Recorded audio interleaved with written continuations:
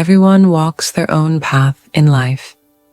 Yet, from the moment we are born, we are placed on a path we did not choose. As children, we live under the expectations of our parents, shaped by their desires rather than our own. If our parents valued academic success, we likely studied hard, striving to meet their approval. Some of us rebelled, rejecting their expectations. For me, childhood was a life of absolute obedience. I was never allowed to express what I truly wanted. My parents never pressured me to study because they assumed my success was a given. But they demanded unquestioning obedience, expecting me to follow every rule without hesitation. Looking back, I see that I was more like a machine than a person. I did what was expected, following commands without question, never pausing to ask myself what I wanted. The only place where I had any freedom was at school. That's why I loved going to school and why I hated vacations. At school, I could steal moments of joy.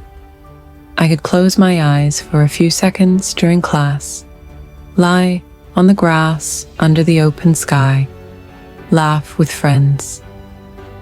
As long as I performed well, my mistakes were often overlooked.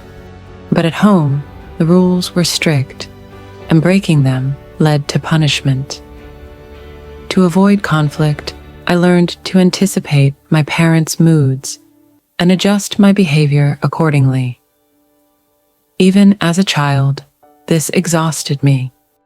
To survive, I buried my own desires.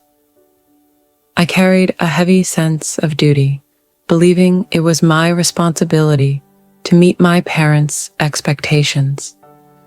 As I grew older, that burden didn't fade, it only grew.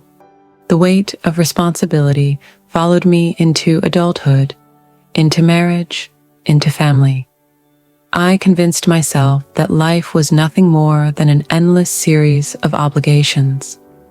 I lived as though responsibility itself defined my worth, and yet, beneath it all, I was suffocating.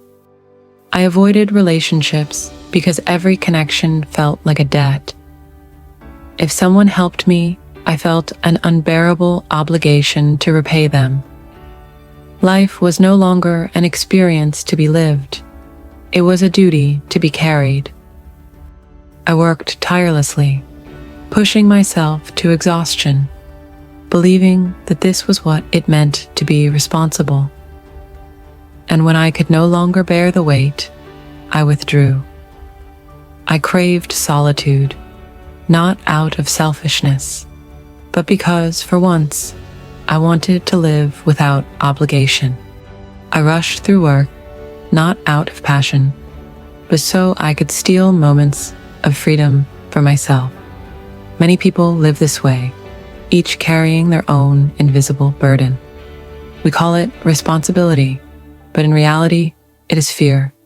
Fear of failure, fear of disappointing others, fear of not being enough. And so, we build prisons for ourselves.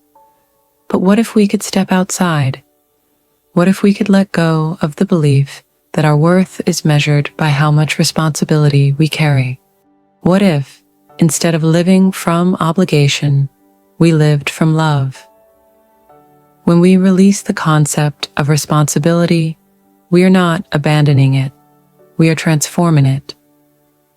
True responsibility does not feel heavy. It does not drain us. It does not force us to sacrifice ourselves. Real responsibility flows from love, not duty. It brings joy to both ourselves and those around us. It allows us to live fully in the present, free from the weight of unrealistic expectations. Freedom from responsibility does not mean avoiding it. It means embracing it with a light heart, without suffering. When we let go of the need to prove ourselves through duty, we discover something deeper, something that was always there beneath the burden. We discover love. Love, not obligation, is what truly connects us. Love, not duty, is what makes life meaningful. And when we finally step out of the prison we built for ourselves, we realize we were never meant to carry the weight of the world alone.